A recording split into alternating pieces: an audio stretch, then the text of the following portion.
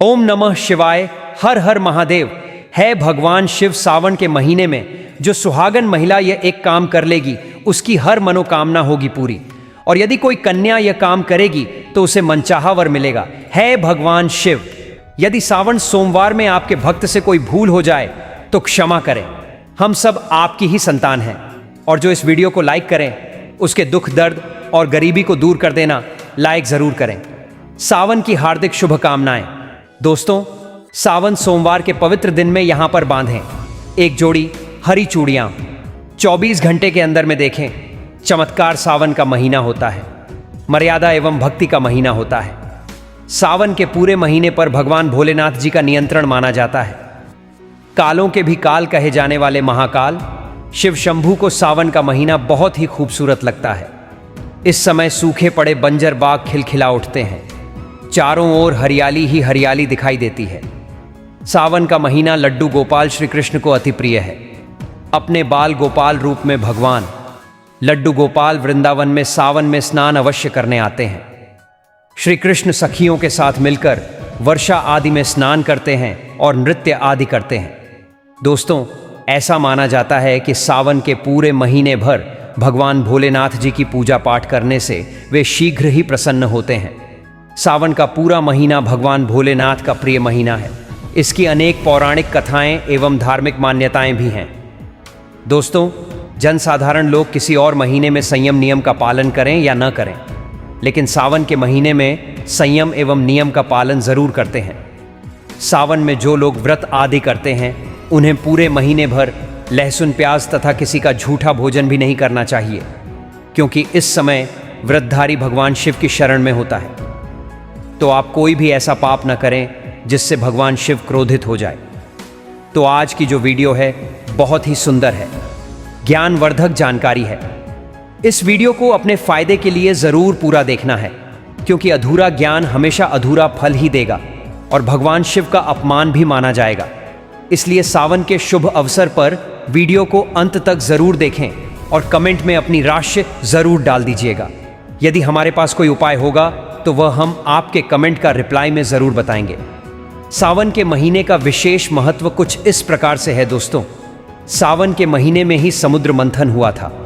सावन के महीने में ही माता लक्ष्मी उत्पन्न हुई थीं और माता लक्ष्मी को धन की देवी का दर्जा सावन के महीने में ही प्राप्त हुआ था।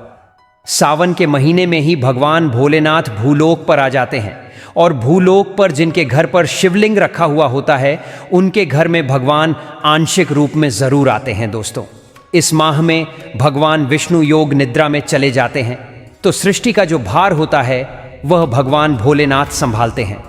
तो आज की जो वीडियो का विषय है बहुत ही सुंदर है कि इस वृक्ष पर बांधें 2 जोड़ी हरी चूड़ियाँ, आपकी हर इच्छा शीघ्र ही पूर्ण होगी। और इस वृक्ष पर सावन में अगर हरी चूड़ियाँ बांधते हैं तो आपकी सभी मनोकामनाएं शीघ्र ही पूर्ण होंगी और आपका आने वाला समय भी सुगमता पूर्वक गुजरेगा। और कैसी भी आपके जीवन में जो परेशानी चल रही हो वह परेशानी भी समाप्त हो जाएगी। अच्छी चूड़ियाँ सभी समुदाय के लोग पहनते हैं, हिंदू, मुस्लिम, सिख, ईसाई, सभी लोग अपने हाथों में चूड़ियाँ अवश्य धारण करते हैं। कोई इसे बैंगल बोलता है तो कोई इसे कड़ा, तो कोई इसे चूड़ी आदि बोलता है, लेकिन चूड़ी का महत्व सर्वोपरि है। देवी देवताओं को अति आकर्षित करने वाली चूड़ियां मानी जाती हैं, खासकर माता रानी जो महिला चूड़ियां पहनकर। दोस्तों, अगर आप भी भोलेनाथ के सच्चे भक्त हैं तो कमेंट बॉक्स में ओम नमः शिवाय जरूर लिखना, और अगर आप भोलेनाथ से प्यार करते हैं तो एक लाइक जरूर करेंगे। दोस्तों, भगवान भोलेनाथ जी को यह 3 वृक्ष अत्यंत प्रिय हैं और इन वृक्षों की पूजा करने से शिव पूजा करने का ही फल प्राप्त होता है। दोस्तों, इन वृक्षों के बारे में शास्त्रों में यह भी कहा जाता है कि मनुष्य जाति के कल्याण के लिए स्वयं भगवान भोलेनाथ एवं माता पार्वती इन वृक्षों के रूप में भूलोक पर अवतरित हुए थे, अर्थात भूलोक पर जन्म लिया था। तो आइए इस वीडियो में जानते हैं सावन में हरी चूड़ी का महत्व। दोस्तों, हरा रंग सौभाग्य एवं उल्लास का प्रतीक माना जाता है, जो मन को शीघ्र ही आनंदित करता है। हरा रंग प्रकृति का वह स्वरूप है, हरा रंग प्रकृति का स्वरूप माना जाता है और माता पार्वती भी प्रकृति हैं एवं भोलेनाथ को पुरुष माना जाता है। दोस्तों, हरे रंग का उदाहरण कुछ इस प्रकार से है जैसे सावन में भगवान शिव जी को चढ़ाए जाने वाले बेलपत्र, धतूरा, भांग एवं दूब हरे रंग के होते हैं। दोस्तों, प्रकृति निर्माण करने वाले भगवान भोलेनाथ हरे रंग से अतिशीघ्र प्रसन्न होते हैं। सावन में जो महिला हरे रंग की चूड़ियां पहनती है, हरे वस्त्र धारण करती है, उन्हें अखंड सौभाग्य की प्राप्ति होती है। दोस्तों, इसलिए कहा जाता है जितनी भी माताएं बहनें हैं उन्हें पूरे सावन के महीने में हरे रंग की चूड़ियां जरूर पहननी चाहिए, हरे वस्त्र जरूर धारण करने चाहिए। सावन के महीने में जो माताएं बहनें भगवान भोलेनाथ की पूजा करती हैं, शिव पूजा करती हैं, ऐसी माता बहनों को हरे रंग के वस्त्र धारण करने चाहिए और भूलकर भी सावन के महीने में नीले और काले वस्त्र किसी भी महिला को कदापि नहीं पहनने चाहिए। ऐसा माना जाता है कि इस रंग के कपड़े पहनने से महिला के पति पर कष्ट आते हैं और उनके पति की आयु कम हो जाती है। तो दोस्तों, इस वृक्ष पर किसी भी सावन सोमवार के दिन या सावन में किसी भी समय जरूर बांधें। हरी चूड़ियां दुर्भाग्य आपका सौभाग्य में बदल जाएगा। कैसी भी आपके ऊपर परेशानी हो रही हो, कष्ट हो, कर्ज हो, तकलीफ हो, जीवन में जो परेशानी हो, वो सारी समस्याएं समाप्त हो जाएंगी। दोस्तों, केवल एक ही सोमवार के दिन अगर आप यह उपाय करते हैं, हरी चूड़ियां इस वृक्ष पर बांधते हैं, तो आपके जन्म जन्मांतर की गरीबी भी मिट जाती है और शीघ्र ही आपकी एक ही सोमवार के दिन ये उपाय करने से मनोकामना पूर्ण होगी। तो दोस्तों, वो वृक्ष कौन से हैं? आइए जानते हैं। प्रथम वृक्ष है शमी का वृक्ष। शमी के वृक्ष के बारे में ध्यान से सुनिएगा। तो शमी का वृक्ष माता पार्वती का एवं भगवान भोलेनाथ जी का मिश्रित स्वरूप कहा जाता है। इसलिए दोस्तों, शमी के वृक्ष को उमा महेश्वर वृक्ष भी कहा जाता है। पूरे सावन भर शमी के वृक्ष पर माता पार्वती एवं भगवान भोलेनाथ जी का वास माना जाता है। सावन के महीने में गोधूली बेला पर प्रदोष काल के समय, अर्थात दोस्तों जब न ही दिन हो और न ही रात, अर्थात संध्या काल के समय, तो इस वृक्ष को संध्या काल के समय में गोधूली बेला में या फिर प्रदोष समय में इस वृक्ष को छूने से पाप, दोष, कष्ट एवं परेशानी केवल सावन के महीने में छूने मात्र से समाप्त हो जाती है। दोस्तों, सावन के पवित्र महीने में अगर शमी वृक्ष की जड़ पर कच्चा दूध डाला जाए तो भगवान शिव शीघ्र ही प्रसन्न होते हैं एवं माता पार्वती का ढेर सारा आशीर्वाद प्राप्त होता है। दोस्तों, शमी के वृक्ष का महत्व कुछ इस प्रकार से है। भगवान राम ने रावण पर आक्रमण करने के पूर्व शमी वृक्ष की पूजा की थी और पांडवों ने अपने दिव्य हथियार भी शमी के वृक्ष के नीचे दबाए थे। शमी का वृक्ष जिस घर में लगा होता है उस घर का कल्याण हो जाता है और उस घर में सभी प्रकार के भौतिक सुख वास करते हैं। तो दोस्तों, सावन के किसी भी सोमवार के दिन शमी वृक्ष पर उमा महेश्वर का ध्यान करते हुए 2 जोड़ी हरी चूड़ियां एवं हरे रंग का रिबन जरूर बांधना चाहिए, या फिर हरे रंग का जो भी आपको श्रृंगार आदि मिल जाए वो आपको जरूर बांधना चाहिए। जैसे कि हरे रंग की मेहंदी, हरे रंग की बिंदी आदि, या हरी चूड़ियां जरूर बांधनी चाहिए।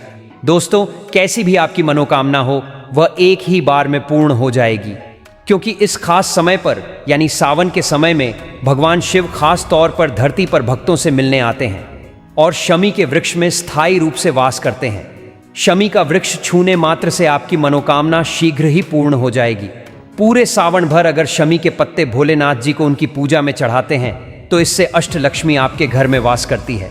आपके घर में कैसी भी गरीबी हो, दरिद्रता हो, दुख हो, परेशानी हो, बीमारी हो, सब समाप्त हो जाती है और पूर्ण रूप से आपके घर में भौतिक सुख आकर निवास करने लगते हैं। दोस्तों, दूसरा वृक्ष है धतूरे का वृक्ष।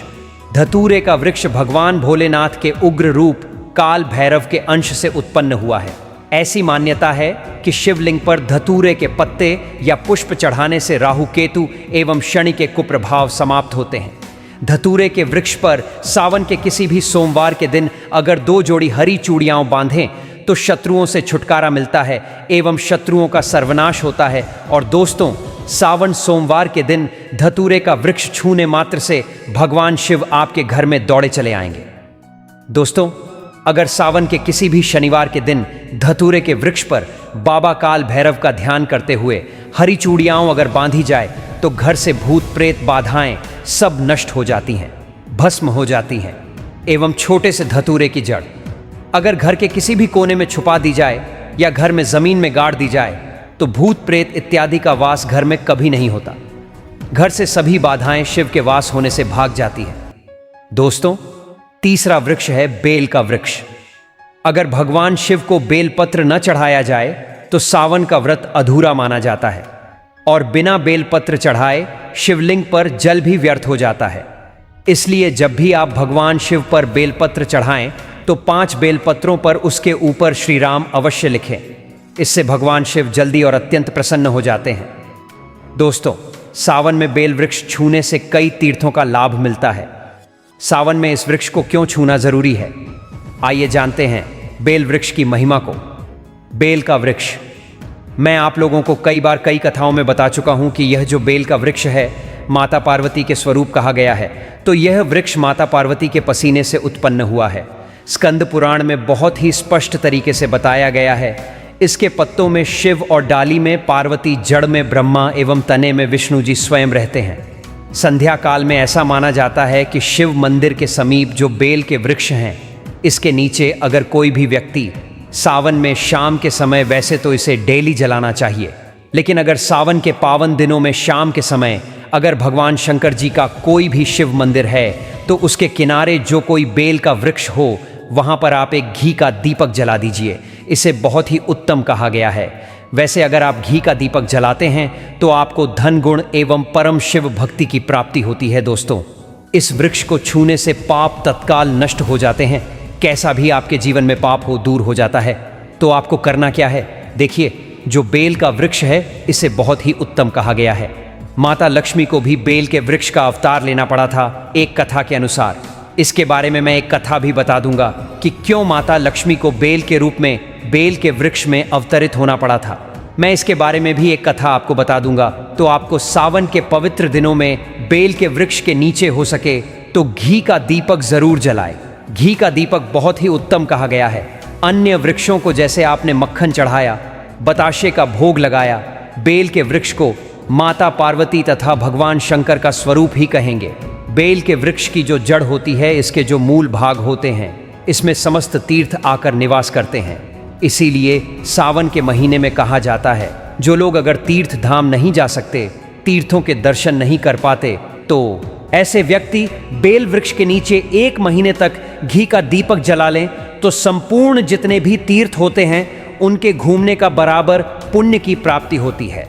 मैं इसलिए सारी जानकारी, गुप्त रहस्य जानकारी बताता हूं, जिससे आप सभी दर्शकों का कल्याण हो, दर्शकों की आध्यात्मिक उन्नति हो।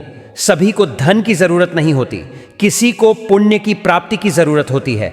कोई आध्यात्मिक उन्नति करना चाहते हैं, इसीलिए इस प्रकार के छोटे छोटे गुण भरे रहस्य जानकारी वीडियो में बता देता हूं।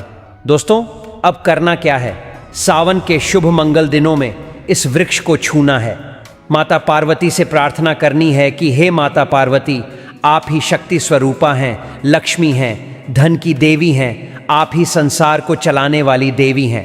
इस प्रकार से प्रार्थना करते हुए इस वृक्ष को छूना है और बोलना है, मेरी गरीबी मिटाओ माता, मेरी निर्धनता को मिटाए, मेरे जीवन में चल रही परेशानियां, सारी परेशानियों को दूर करें। इस प्रकार प्रार्थना करते हुए आपको एक कपूर और एक लौंग को भी जला देना है और एक काम जरूर करना है। जलाने के बाद इस वृक्ष को आपको बोलना है कि मैं भोग स्वरूप आपको धतूरे के पत्ते एवं धतूरे के फल समर्पित कर रहा हूं। आप स्वीकार करें। दोस्तों, इस वृक्ष के नीचे भी आपको धतूरे के फल एवं पुष्प को, पुष्प हैं तो पुष्प भी रख सकते हैं, फिर पत्ते रख दीजिए और अब वृक्ष को छूना है, प्रार्थना करते हुए कि मेरी गरीबी मिटाई, मेरी निर्धनता मिटाई। बिल्कुल ही आपके जीवन में कभी गरीबी नहीं आएगी। और एक प्रार्थना जरूर करना है, किसी की हाय लग गई हो, बद्दुआ लग गई हो, किसी का दोष लगा हो जिसके कारण हमारी आध्यात्मिक उन्नति नहीं हो पा रही हो, तो आप बोलें कि हाय बद्दुआ एवं किसी का दोष लगा हो, उसे तुरंत दूर करें। शनि, राहु, केतु का अगर दुष्ट प्रभाव लग रहा हो, नवग्रहों में से कोई नवग्रह हमें पीड़ित कर रहा हो, या फिर हमारे पूर्वजों द्वारा किसी भी प्रकार का हमें पितृदोष लगा हो, क्योंकि पितृदोष लगने के कारण व्यक्ति की आध्यात्मिक उन्नति भी नहीं हो पाती, तो आप बोलें कि समस्त प्रकार के दोषों को आप दूर करें, अपने अंदर खींच लें और आप हमें दोष मुक्त कर दीजिए। तो इस प्रकार से आपको यह प्रार्थना करनी है और एक काम आपको ज़रूर करना चाहिए। आपको सावन के समय धर्मशास्त्रों में कहा गया है, बहुत सारे लोग भी बताते हैं, हमारे गुरुजी भी कहा करते थे, सावन के दिन अगर बेल के वृक्ष की जड़ में मिश्री युक्त दूध डालते हैं तो ऐसा कहा गया है कि ऐसा व्यक्ति कभी निर्धन नहीं होता। ऐसे व्यक्ति के जीवन से अगर लक्ष्मी रुष्ट हो चुकी हो, ऐसे व्यक्ति पर माँ लक्ष्मी प्रसन्न होती हैं। ऐसे व्यक्ति के जीवन में धन का अभाव नहीं होता। ऐसे व्यक्ति निरोग रहते हैं, निरोगी काया प्राप्त होती है। आप चाहें तो यही क्रिया नियम के वृक्ष पर भी कर सकते हैं। नियम के वृक्ष पर माता लक्ष्मी निवास करती हैं, समस्त दैवीय शक्ति निवास करती हैं। नियम के वृक्ष में अगर आप सावन के शुभ मंगल दिनों में एक गिलास या फिर एक लोटे सामर्थ्य के अनुसार तांबे के लोटे में दूध डालकर इनकी जड़ में अभिषेक करना चाहिए। लेकिन आपको मीठा दूध ही डालना है, मिश्री मिला हुआ दूध आपको चढ़ाना है, इनकी जड़ में डालना है और गरीबी मिटाने की प्रार्थना करनी है। या फिर जिन लोगों पर कर्ज का भार है वो लोग बोल सकते हैं कि हमारे कर्ज का भार दूर हो, या फिर जीवन में जो किसी भी प्रकार की परेशानी है वह परेशानी भी बोल देना। वो परेशानी तत्काल यह वृक्ष समाप्त करते हैं और आपको इसे छूकर आ जाना है। दोस्तों, सावन में आप इन वृक्षों को जरूर छुएं, आपका कायाकल्प हो जाएगा। भगवान शिव आपके पर मेहरबान हो जाएंगे, आपकी भक्ति की कामना आराधना पूर्ण हो जाएगी। तो अगर आप महादेव की कृपा प्राप्त करना चाहते हैं और उन्हें अपने घर पर बुलाना चाहते हैं तो कमेंट बॉक्स में लिखें, भगवान शिव आपका स्वागत है हमारे घर में, हर हर महादेव, ओम नमः शिवाय। एक लाइक जरूर करें। सावन का पवित्र महीना, जब धरती पर हर दिशा से हर हर महादेव की गूंज सुनाई देती है, वह समय जब स्वयं भोलेनाथ अपने भक्तों के सबसे निकट होते हैं। उस सावन के किसी भी सोमवार को अगर आप शिवलिंग पर एक चुपचाप किनारे रखी हुई चीज को उठाकर अपने घर ले आते हैं और उसका एक खास तरीका अपनाते हैं तो आप न केवल दुर्भाग्य को दूर कर सकते हैं बल्कि करोड़पति भी बन सकते हैं। यह कोई काल्पनिक कथा नहीं बल्कि अनेक साधकों द्वारा प्रमाणित अनुभूत प्रयोग है जो माया युक्ति टीवी के माध्यम से अब आपके सामने प्रकट हो रहा है। सावन में सोमवार के दिन जब शिव भक्त व्रत रखते हैं, मंदिरों में बेलपत्र, जल, दूध, शहद और भांग चढ़ाते हैं। उन दिनों मंदिर में शिवलिंग के पास अक्सर कुछ चीजें भक्तों द्वारा अर्पित की जाती हैं जो विशेष रूप से प्रसाद नहीं होती, लेकिन उनका संपर्क सीधे शिवलिंग से होता है। ऐसे में यदि आप सावन के किसी सोमवार को प्रातः ब्रह्म मुहूर्त में स्नान करके स्वच्छ वस्त्र धारण कर शिव मंदिर जाए और वहां शिवलिंग के पास से चुपचाप कोई भी ऐसी वस्तु उठाए जो वहां स्वतः रखी गई हो, जैसे बेलपत्र, फूल, चावल, काले तिल या पंचामृत से सिक्त मिट्टी, और उस वस्तु को लेकर घर लाकर अपने पूजा स्थान पर रखें, तो यह वस्तु स्वयं भगवान शिव का आशीर्वाद बन जाती है। और यदि उसी वस्तु को एक लाल वस्त्र में बांधकर अपने धन रखने के स्थान जैसे तिजोरी या गल्ले में रखें तो बहुत ही शीघ्र आपकी आर्थिक स्थिति बदलने लगती है। विशेष खासकर यदि आपने यह प्रयोग 3 सावन सोमवार तक लगातार किया हो तो आपके जीवन में लक्ष्मी जी का आगमन अवश्य होता है। और जो व्यक्ति यह उपाय श्रद्धा से करता है वह एक नहीं कई स्रोतों से आय प्राप्त करने लगता है। लेकिन ध्यान रखें कि यह प्रयोग पूर्ण निष्ठा, पवित्रता और गोपनीयता से करना होता है। न किसी को बताना है और न ही दिखाना है। और अब बात करते हैं कि शिवलिंग पर क्या चढ़ाना चाहिए और क्या नहीं। तो सर्वप्रथम समझिए कि भगवान शिव को जल, दूध, बेलपत्र, भांग, धतूरा, शहद, सफेद चंदन, धन को खींचने वाला, सुख शांति को स्थायी करने वाला और दुर्भाग्य को भस्म करने वाला। परंतु सावधान, यदि आप अनजाने में भी शिवलिंग पर तुलसी, हल्दी, केसर, सिंदूर, नारियल पानी या टूटी फूटी सामग्री चढ़ाते हैं तो यह पुण्य नहीं पाप बन जाता है। इसलिए JBN ज्ञान के माध्यम से हम बार बार निवेदन करते हैं कि हर उपाय करें, लेकिन पूरी जानकारी और विधि के साथ करें ताकि उसका फल आपको पूर्ण रूप से प्राप्त हो सके। और यदि आपने यह सब पूरी श्रद्धा और नियम से किया है तो वह दिन दूर नहीं जब शिव की कृपा से आप न केवल धनवान बल्कि यशस्वी, प्रसन्न और दिव्य जीवन जीने लगेंगे। और जो लोग अब तक संदेह करते थे वे भी आपके जीवन में आए इस परिवर्तन को देखकर हैरान रह जाएंगे।